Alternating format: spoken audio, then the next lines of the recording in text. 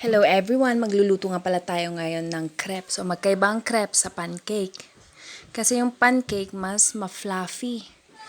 Hindi kailangan ng baking powder, unlike sa crepe, walang baking powder. So yan lang, flour yung ginamit ko with water and milk, sugar, salt, tsaka 2 egg. Imimix-mix lang natin yan. Ganyan. Hanggang sa mag-combine lahat yung mixture natin. Tsaka mawala yung tawag dito, tukol-tukol. Tukol-tukol, ano na yun? Bukol-bukol, parang ikaw. Ay, di ka di. Sige, basta ganyan, i-mix nyo na din yung oil, tapos ganyan, yung napainit yung pan, lagyan nyo na din yung crepe.